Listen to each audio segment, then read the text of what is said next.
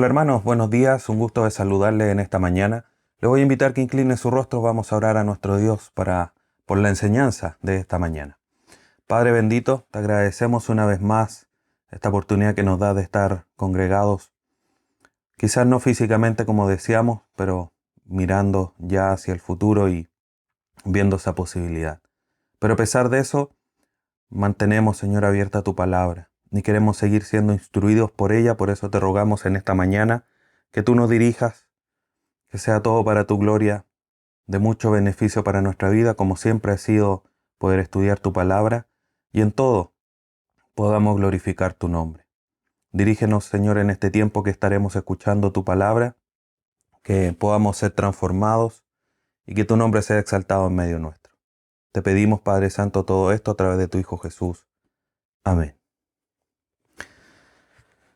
Hoy día, hermanos, vamos con la última enseñanza de esta serie en la que hemos dedicado 18 enseñanzas, contándola del día de hoy, a estudiar la epístola de Pablo a Tito, en una serie que hemos titulado Una iglesia que se conduce en la verdad. Hoy día vamos a estar estudiando los 4 últimos versículos del capítulo 3 de la carta a Tito. Y siempre se ha mencionado muchas veces que tanto los saludos, las despedidas de las cartas, como que no se toman mucho en cuenta. No digo que en todos lados ni en todas las iglesias, pero en muchos lugares es habitual. Pero hoy día nosotros nos vamos a dar cuenta de algo muy interesante. Pablo, obviamente inspirado por el Espíritu Santo, en esta última sección, a pesar de que se está despidiendo, está entregando algunas instrucciones especiales, no pierde el tiempo y aprovecha siempre de dejar una enseñanza extra en este caso. Hemos revisado a lo largo de esta carta qué es lo que había que corregir, qué era lo que había que terminar de hacer. Por eso le dice Pablo a Tito, por eso te dejé en Creta para corregir lo deficiente. Había cosas que hacer, había cosas que quedaron pendientes y vemos a lo largo de todo este estudio que hemos realizado esas cosas que eran pendientes y que era necesaria que el pueblo de Dios que se reunía en la iglesia, en las distintas ciudades, tuviera muy presente de poder hacer. Pero no solamente de presentar y decirle, Tito, esto es lo que tú tienes que hacer, esto es lo que quedó pendiente y urgente de realizar, sino que también nos mostró esta carta a lo largo de sus estudios los riesgos de no seguir, de no guiar nuestros pasos a la luz de las enseñanzas de las Escrituras.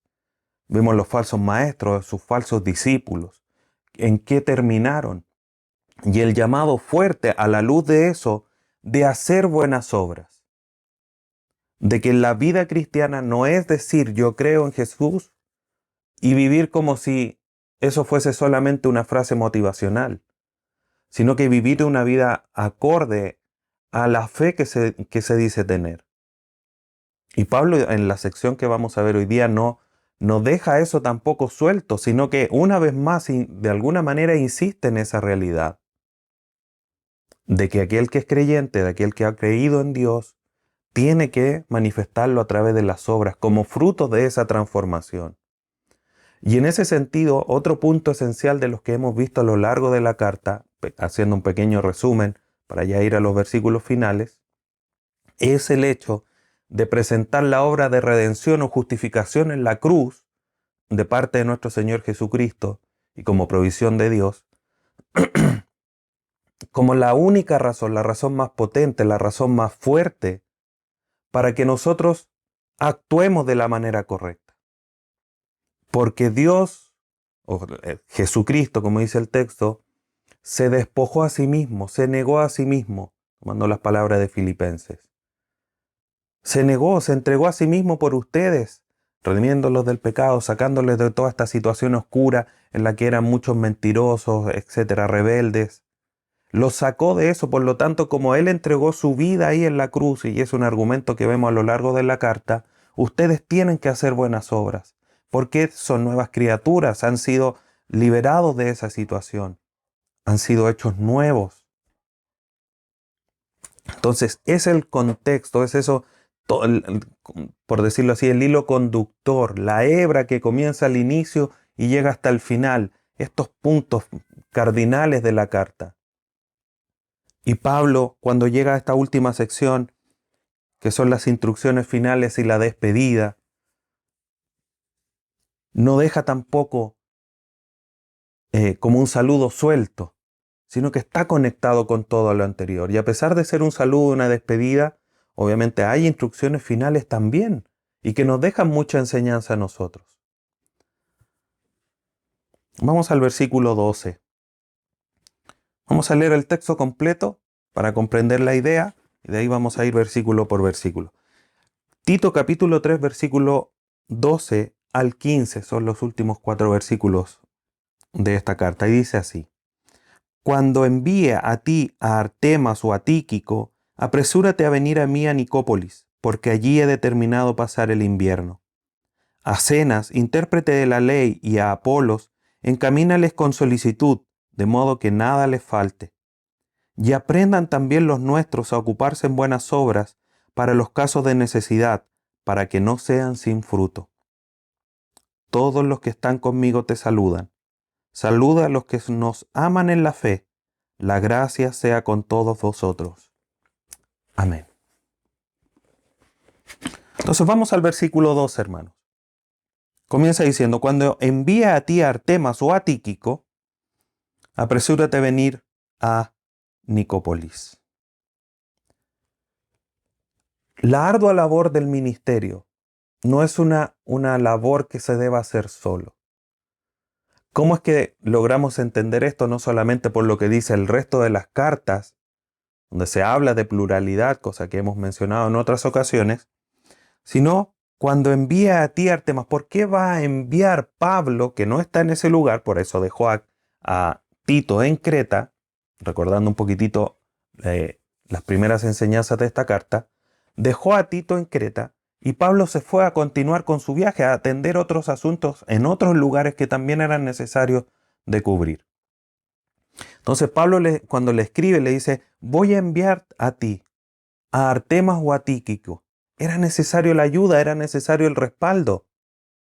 Vamos a ver más adelante que hay otra razón también. Pero la labor ministerial requiere de una compañía, de alguien que lo pueda relevar.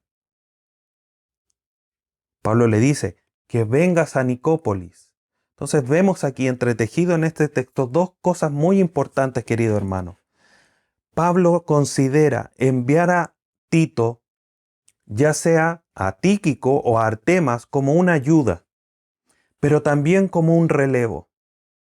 Estaba todo muy bien coordinado. No habían cosas al azar. Sabía que Tito en algún momento iba a tener que emprender el viaje hacia otro lugar. El trabajo era continuar la labor de establecimiento de las iglesias. Eso no se hace de la noche a la mañana, como lo vimos en su momento, y era necesario enviar ayuda y también un relevo, porque Pablo necesitaba a Tito para seguir con la obra misionera en otro lugar. Entonces se deja otro hermano en la fe de confianza, Artemas, Tíquico, para que continuase con la labor, para que quizás supervisara y continuara y pudiesen las iglesias quedar completamente establecidas. Había un proceso extenso de poder confirmar al liderazgo en esas ciudades, en las iglesias, para que fuese un liderazgo estable. Una compañía, no nombrar a cualquiera, sino que de poder observar los requisitos en la vida de los que iban a quedar por delante, para que ellos pudiesen cumplir con todo lo que le escribe Pablo a Tito y muchas otras cosas que quizás no menciona en la carta, pero que vemos a la luz de las Escrituras y que a lo mejor fueron enseñanzas también ahí en la isla. Al primero que iban a enviar era Artemas. ¿Quién era Artemas? No tenemos mucha información de él. Por su nombre podemos deducir algunas cosas. Artemas es la contracción, es como el resumen, por decirlo así, de Artemídoro, que significa don de Artemisa. Y eso obviamente nos muestra que lo más probable es que haya sido un griego convertido al cristianismo. Pero no tenemos mucho más conocimiento que eso, que quizás fue un hermano que se convirtió en un gentil, que se convirtió al cristianismo, quizás por las mismas predicaciones de Pablo, no lo sabemos, pero que estaba al servicio del ministerio. El evangelio se había propagado. Ya no habían solamente los apóstoles que servían. Tenemos al mismo Tito, tenemos aquí a Artemas, a Tíquico, que estaban sirviendo en el ministerio, estaban sirviendo para la obra misionera, para los viajes que se estaban realizando, para visitar las distintas iglesias, para ver a los hermanos, animarlos en la fe. Artemas era uno de esos hermanos que estaba sirviendo de manera fiel. Al otro que quizás iba a enviar, Pablo hasta ese momento no lo tenía claro, era a Tíquico. Y de Tíquico sí tenemos un poco más de información. Fue un compañero de Pablo, Hechos 20 lo relata ahí. Tíquico viajaba junto a él. Fue el portador de la carta a Éfeso, a los hermanos de Efesios, hermanos efesios, y también de los hermanos en la iglesia en Colosas. Lo vemos ahí en Efesios 6, en Colosenses 4. Entonces Tíquico era, teniendo un poco más de información que podemos corroborar en las Escrituras, es un hermano que se ha dispuesto también al servicio y ha trabajado arduamente con Pablo. ¿Quién fue finalmente Artemas o Tíquico? No lo sabemos, pero fue enviado uno. Porque sí, ese es el deseo de Pablo. ¿Para qué? Para que Tito, como continúa diciendo el versículo, se apresure a venir a mí en Nicópolis, porque allí he determinado pasar el invierno. Entonces vamos viendo, hermanos, que el ministerio es un trabajo demandante, un trabajo muy esforzado. Y era necesario la ayuda y el relevo. Entonces aquí, expandiendo este principio, vamos a decir que es necesario que el liderazgo tenga esa ayuda. Liderazgo varonil, porque es el que establece las escrituras. Entonces los hermanos varones tienen que procurar, está dentro de las buenas obras, trabajar para ayudar y poder llevar a cabo los dones que Dios ha entregado, para ser de ayuda. Tíquico, Artemas no iban a ser enviados sin tener consideración de sus dones. Ellos ya estaban trabajando. Quizás habían otros hermanos que servían, pero no eran para viajes, no eran para ir a relevar a otros hermanos. Pero todos trabajaban con la mira de poder obrar para el servicio de la iglesia. Queridos hermanos varones, ¿cuánto estás tú dispuesto a entregar tu vida para el servicio? Insisto, no necesariamente para ser pastor o un predicador o un maestro en la iglesia, pero tus dones para que aquellos que se manifiesten en el liderazgo, estén establecidos en el liderazgo, tengan tu ayuda a través de los dones que Dios te ha dado. El resultado de tus dones no va a tener que ser presentado delante del liderazgo de la iglesia, va a tener que ser presentado delante de Dios. Tus obras van a ser puestas ahí, evaluadas por el mismo Cristo quien te dio los dones. ¿Qué excusa le vas a dar? Entonces vemos aquí hermanos que están a disposición. Quizás estaban en otro lugar atravesando el mar Mediterráneo. Anda a la iglesia en Creta. Amén. Allá iba Artemas, allá iba Tíquico, al servicio. Porque es necesario que haya más. Tito en este caso va a tener que abandonar la iglesia porque tiene que ir la isla para ir a otro lugar. Pero cuando un pastor fallece, ¿a quién deja? Y ese es el trabajo también que el liderazgo, los pastores de la iglesia deben de realizar. Aquí no hay algo al azar. Oh, Tito va a tener que salir. ¿A quién vamos a enviar? ¿No? Pablo lo tenía muy claro, dos opciones. Artemas o Tíquico. Para que Tito, como continuamos aquí en el versículo 12, viniese a Nicópolis. Pablo le dice, anda, te voy a enviar a alguien, instrúyelo, déjalo al tanto de toda la situación y apenas pueda tú te vienes conmigo. Te necesito para seguir la obra. Entonces el envío no solamente mostraba esto de la ayuda, sino que también para un relevo. Tito era obviamente útil para Pablo, por eso teniendo la confianza de dejarlo por un tiempo solo, también le va a enviar ayuda, pero tiene la confianza de dejarlo. Y en esa confianza también lo necesita quizás para dejarlo en otras ciudades. Necesitaba que él estuviese ahí trabajando a la par con él. Lo necesitaba cerca. Y eso también nos habla de ese compañerismo, de esa unidad especial que se da. Y el liderazgo tiene que mostrar esa unidad. Los dos, por decirlo así, remando para el mismo lado, con un mismo norte. No que uno quiera hacer una cosa y el otro quiera hacer otra. No, Tito estaba ahí, sí, mira, vamos a hacer esto, amén, vamos a hacer aquí. Y quizá obviamente se hagan muchas conversaciones, pero siempre con un norte claro. No uno remando para un lado y el otro para el otro. Sí, vamos para allá y el otro remando para otro lugar. No, aquí vemos, Tito, quédate. Amén, yo me quedo, yo voy a poner el hombro aquí. Tito, te voy a enviar a alguien, te necesito de vuelta. Amén, envíamelo nomás, yo lo dejo acá establecido y me voy contigo, Pablo. Ánimo presuroso para compartir, para trabajar juntos, para que con diligencia se pueda esparcer aún más el Evangelio. Pero también otra cosa que vemos importante aquí es el hecho de que el ministerio también requiere ser prudente, sabio, sensato. Apresúrate a venir a Nicópolis, porque allí he determinado pasar el invierno. El invierno, obviamente, como los viajes se hacían principalmente por mar, eran tiempos muy difíciles de poder realizar los viajes, por las tormentas, las marejadas que quizás se podían producir. Por lo tanto, no era seguro viajar. Pablo decide pasar el invierno con las temperaturas más bajas, con las lluvias, con todas las tempestades, en Nicópolis. Ahí quizás junto a Tito se iban a dedicar a la oración, al estudio de la palabra, a ministrar quizás en esa ciudad, para resguardarse, para que apenas terminase el invierno, poder salir nuevamente, quizás volver a Creta, quizás ir a otra ciudad. Pero mientras tanto, iban a resguardar sus vidas. Estaban completamente entregados a la obra del ministerio, pero eso no quiere decir que se tenga que ser irresponsable en el actuar para llevar el Evangelio. Y vemos este otro principio aquí, vemos solamente en este versículo estos tres grandes principios, estas tres grandes enseñanzas.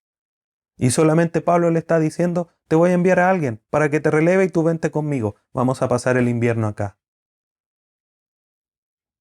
Dios nos ayude, hermanos, para aplicar estas realidades en nuestra vida, ser sensatos, ser sabios, siempre procurar animar a los hermanos al trabajo en la obra, en la iglesia, a través de los dones.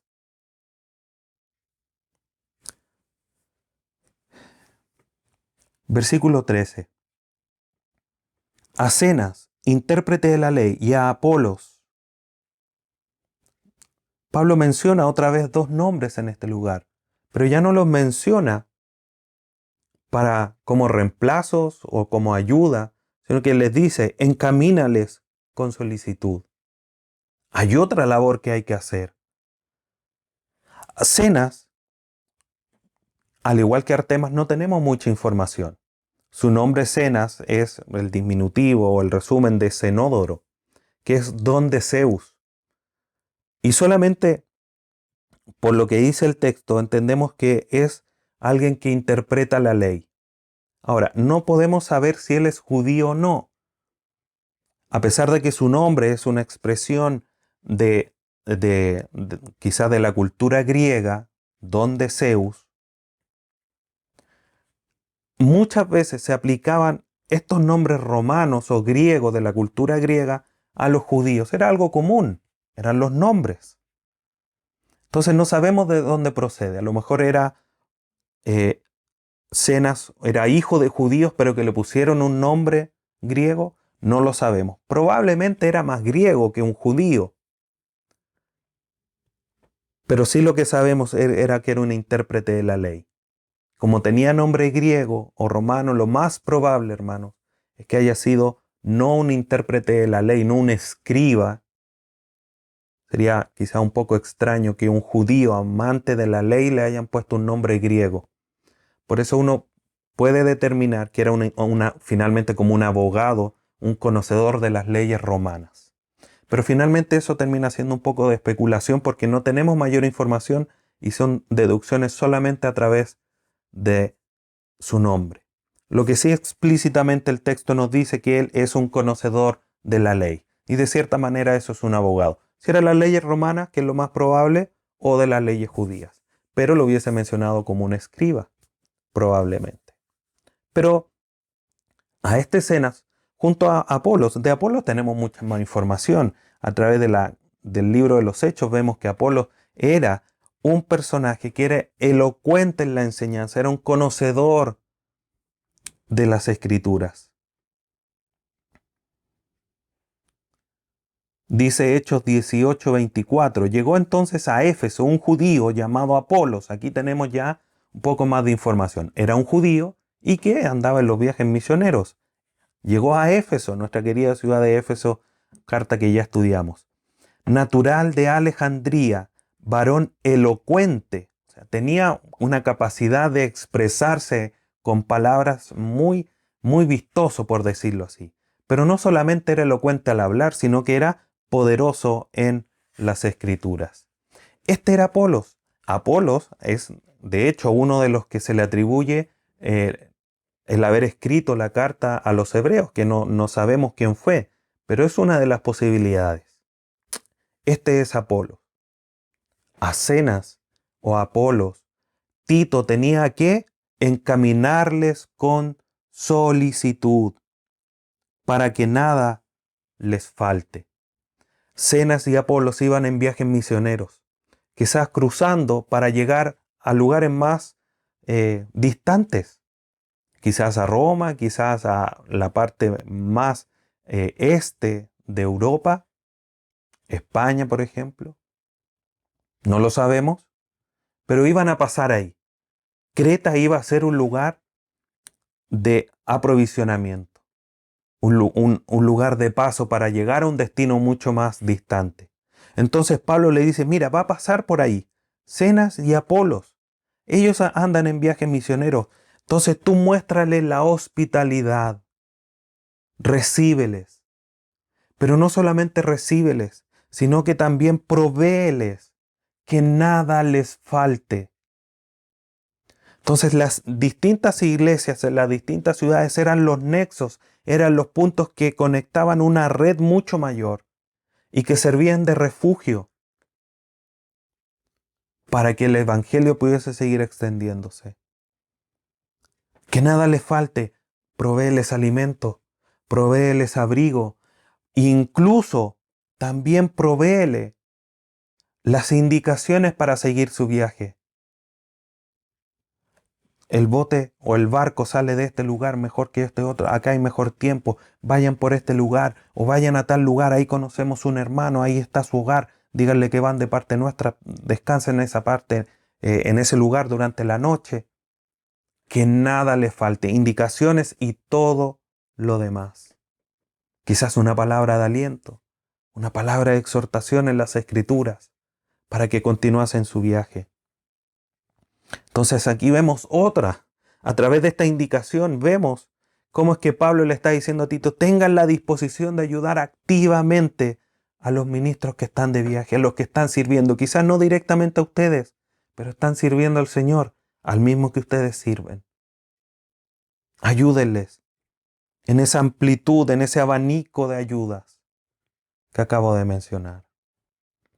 Entonces, una enseñanza es que vemos, quizá hoy día no se hacen viajes misioneros. El evangelismo es mucho más local. No todas las iglesias se dedican a enviar misioneros a otras regiones o a otros continentes. Pero aquellos que sirven en la iglesia, aquellos que ministran, la enseñanza a través de todo el Nuevo Testamento es transversal y es que la iglesia debe proveer para quienes ministran. Y lo vemos aquí de manera quizás no explícita, dicho, escrito, como otros textos, pero está explícito.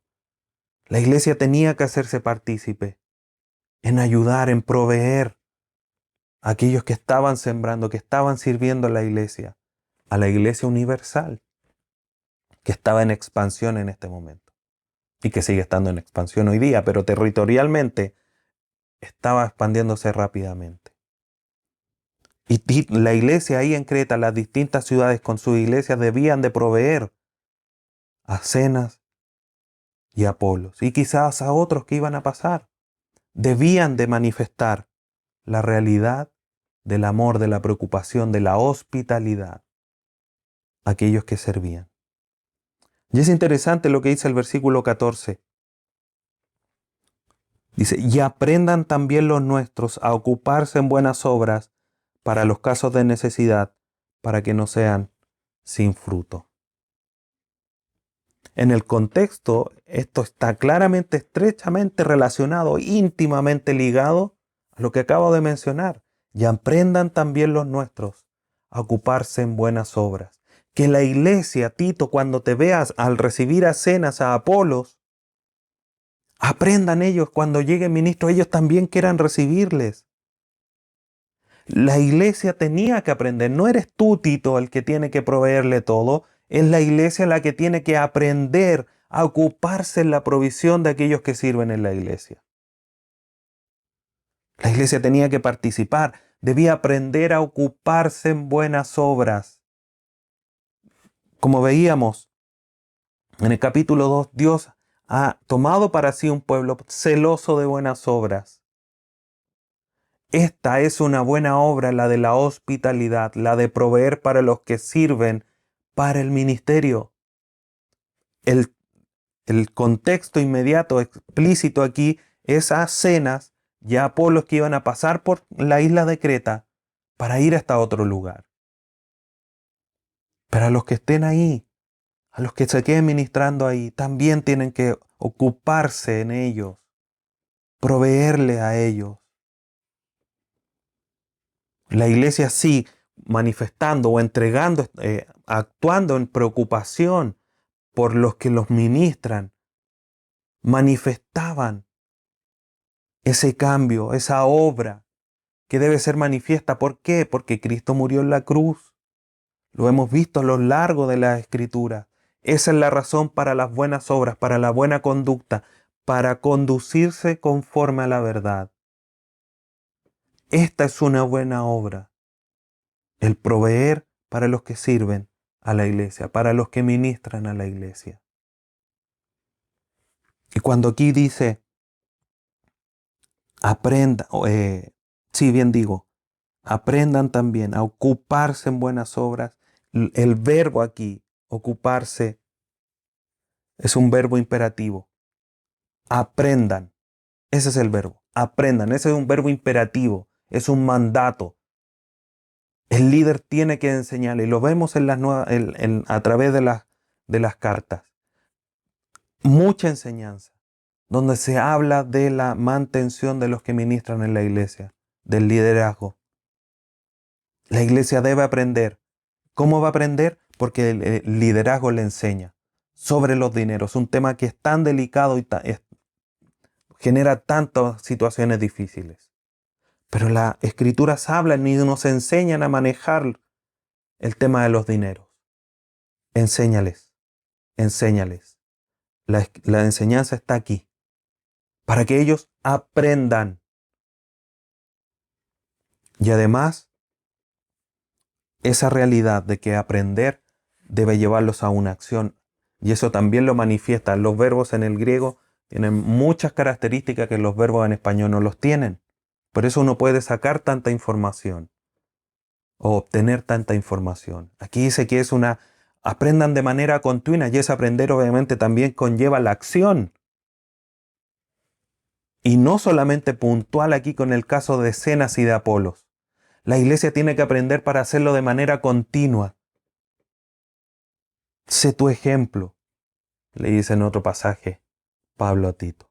En esto también, muéstrales, enséñales, para que ellos aprendan que la hospitalidad, que la manifestación del amor fraternal, al cubrir las necesidades de los demás, es una buena obra.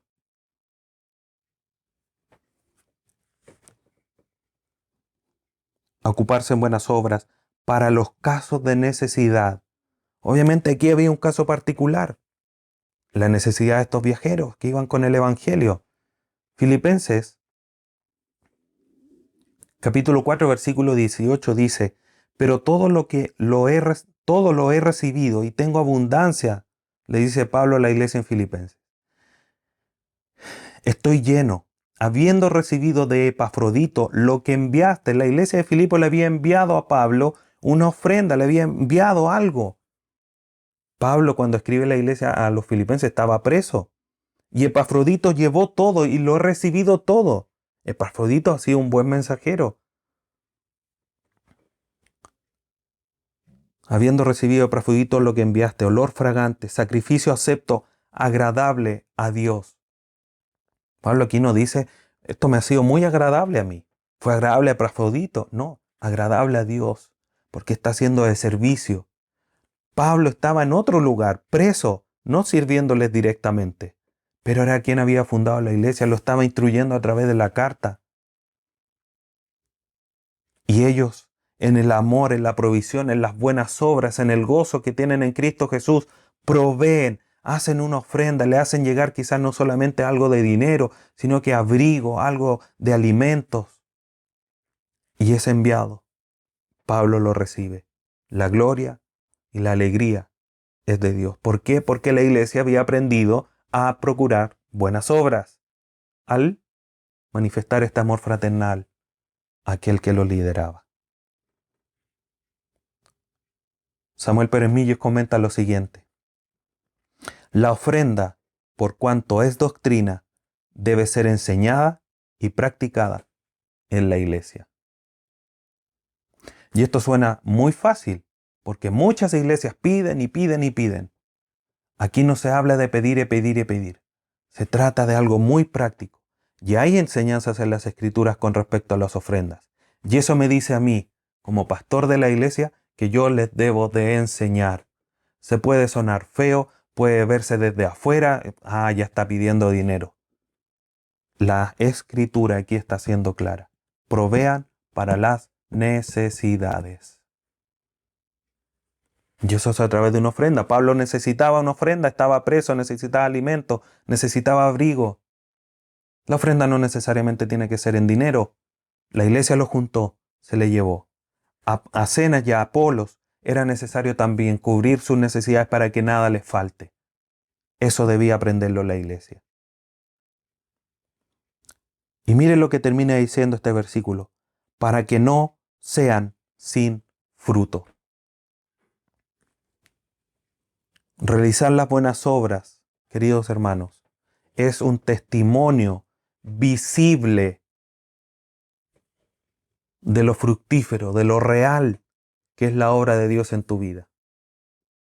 Si tú dices, sí, yo soy creyente, soy un hijo de Dios, perfecto, demuéstramelo. Lo único que es visible a nosotros son las obras. Las obras no te van a salvar, pero sí van a ser el testimonio de que eres salvo. Por eso les dice, procuren. Es algo que Pablo le ha dicho a Tito, enséñales que procuren buenas obras. Cristo murió en la cruz, se entregó a sí mismo por él. Tienen el Espíritu Santo. Dios los salvó. Procuren buenas obras, condúzcanse como es correcto. Esas son frutos de la obra de Dios en nosotros. Debemos procurar las buenas obras. La obra genuina en nosotros de Dios tiene que resultar en genuinas obras o en genuinas buenas obras. La obra de Cristo en la cruz fue tan genuina que nos salvó y su poder es tan grande, es tan amplio lo que abarca que debería llevarnos de una manera fluida a producir buenas obras, a hacer buenas obras que son los frutos de nuestra salvación. Cito una vez más a Samuel Pérez Millos. Cuando la raíz de la fe es auténtica, los frutos en el árbol de la santificación se hacen visibles. Dicho de otra manera, si no hay una verdadera fe en ti, no vas a poder producir obras. Entonces es interesante cómo en estas instrucciones personales, quizá el versículo 14 es el único un poco más explícito, pero vemos cómo está entretejida la enseñanza. Grandes enseñanzas que debemos de procurar hacer, porque son buenas obras y también están dispuestas para que nosotros andemos en ellas. Versículo 15. Todos los que están conmigo te saludan. Qué hermoso esto, hermanos. Como Pablo, estando en otro lugar, estando con más hermanos, trabajando en el ministerio, le dice, le voy a escribir una carta a Tito, un hermano en la fe, un colaborador fiel. Lo dejé allá en Creta, en la isla, para que acomodase, corrigiese lo deficiente. Oh, mándale muchos cariños. Mándale saludos.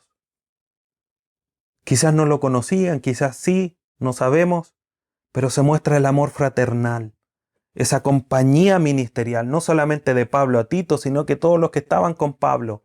Pablo, él trabajó contigo, entonces también ha trabajado con nosotros. Mándale muchos cariños, mándale saludos. Entonces aquí vemos ese compañerismo, ese amor genuino, fraternal, de creyentes, de ministros a la distancia. Una consideración íntima, profunda, más allá de conocerse o no en persona, más allá de compartir o no la misma iglesia local o el mismo territorio para trabajar para el Señor. Todos los que están conmigo te saludan.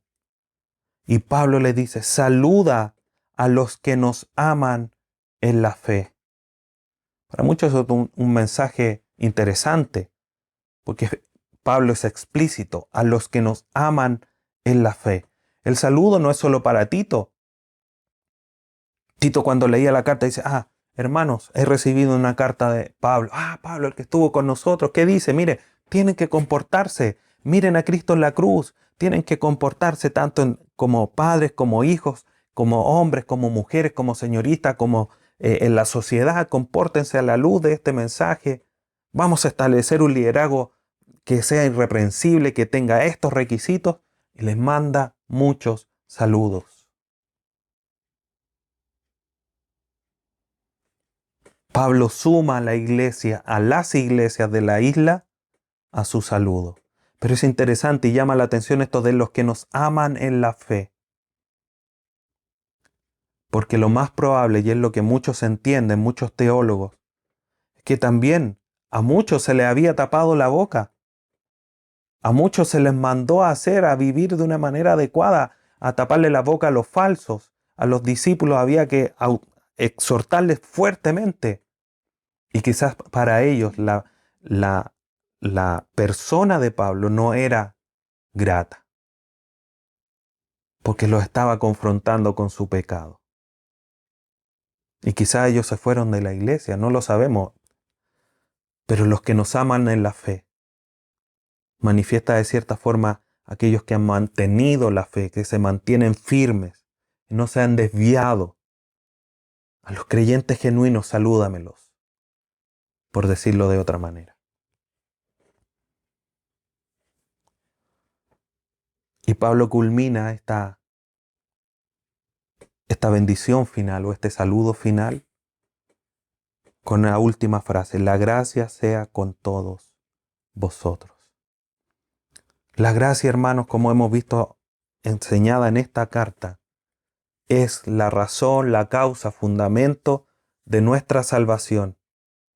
Y por ende también de nuestra seguridad, porque no está en base a nosotros, está en base a lo que Dios ha hecho. Pero también la gracia es la que nos capacita, lo vimos ahí en el texto. Nos enseña a dejar lo viejo, a vivir lo nuevo y a esperar a nuestro Señor Jesús en su regreso. Esta es lo que nos capacita. Primera carta a los Corintios, capítulo 15, versículo 10. Pablo le escribe a la iglesia ahí en Corinto. Pero por la gracia de Dios soy lo que soy. Y su gracia no ha sido en vano para conmigo. La gracia de Dios es lo que ha llevado a Pablo a ser lo que llegó a ser.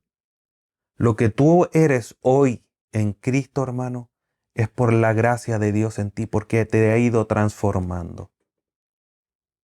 Entonces Pablo le dice, el deseo de Pablo, que es una realidad, pero es el deseo de su corazón, es que es esta gracia que es la razón máxima de nuestra salvación, de la seguridad de nuestra salvación, y que la que nos capacita para la vida cristiana siga estando de manera permanente con la vida de cada uno de los hermanos en la iglesia en Creta. Que la gracia de Dios sea con todos vosotros. Los siga asegurando, los siga esforzando, los siga capacitando para que todo lo que yo les he mandado en esta carta para que se conduzcan conforme a la verdad, lo hagan mediante la gracia. Que la gracia sea con todos vosotros. Hermanos, no olvidemos esa acción. No resistamos a la acción de Dios en nosotros. La gracia es la que está y la que nos capacita. No digas no puedo. No digas yo soy así, porque estás negando la acción de la gracia de Dios en tu vida que te capacita. Esfuérzate, esfuérzate. Sigue adelante. Sigue luchando para cambiar esos aspectos de debilidad en tu vida, esos aspectos de pecado en tu vida. Porque el conducirse en la verdad es posible, porque la gracia de Dios actúa en nosotros. Para concluir entonces, hermanos, vemos en estos últimos 4 versículos, Pablo no nos deja de enseñar como mencioné al inicio. Y grandes enseñanzas. El liderazgo es una tarea compartida con buenos ministros. La unión de creyentes es un vínculo eterno que trasciende límites y nos amamos más allá de si estamos en la punta de Chile o en el extremo sur o en una isla, está en otro país. Y nos amamos y tenemos esa comunión. Y cuando conocemos a otros hermanos de otros lugares, sin conocernos, los amamos íntimamente. Y yo doy fe de eso porque tengo hermanos en la fe que no los conozco personalmente. Y que el estudio, como ustedes saben, me ha dado la oportunidad de conocerlos. Buenos pastores, buenos ministros, buenos hermanos. Y no nos conocemos, no hemos visto quizás por una videollamada. Pero cuando ellos sufren, nosotros sufrimos. Todos sufrimos, tenemos un grupito. Vemos esta realidad. La iglesia debe ser una iglesia que también dispone sus bienes para cubrir las necesidades de los que les sirven. Y finalmente la gracia es la que nos sustenta. Grandes enseñanzas en este último mensaje. Aplícalas en tu vida, querido hermano. Procura hacerlas, porque son buenas obras las que debemos andar en ellas. Hermanos, esforcémonos en la gracia para ser hermanos que nos conducimos en la verdad, para ser una iglesia que se conduce conforme a la verdad, no en principios humanos, principios filosóficos, alguna tradición, sino que nos conduzcamos en la verdad. Y así poder glorificar a Dios, poder seguir a nuestro Señor Jesucristo y disponernos en las manos del Espíritu Santo, todo para la gloria de nuestro Trino Dios. Que el Señor te bendiga, hermano, y que el estudio de esta carta haya sido de mucha bendición para tu vida y también de mucha gloria para nuestro Dios. Oremos. Padre Santo, te agradecemos en esta hora, primeramente por tu gracia, que nos salva, nos da seguridad y que también nos capacita para vivir la vida cristiana que debemos de vivir. Gracias por estas instrucciones finales que nos enseñas a través de esta carta. Ayúdanos a procurar las buenas obras. Ayúdanos a conducirnos en la verdad. Nuestra correcta relación contigo, nuestra nueva vida espiritual costó tanto ahí en la cruz a través del sacrificio de nuestro Señor Jesucristo. que debemos de procurar las buenas obras como una manifestación de tu obra y también de alguna manera como un agradecimiento por tanta bondad que tienes hacia nosotros. Perdona nuestras faltas, porque no somos lo que deberíamos, pero te agradecemos porque no somos lo que éramos y nos disponemos para hacer lo que tú quieres que seamos. Sigue trabajando en nosotros, Dios amado. Sigue trabajando en nosotros para ser un pueblo que te adore, no solamente con cánticos, sino que con su vida completa. Gracias, Padre Santo. Te agradecemos y pedimos todo esto para tu gloria. Amén.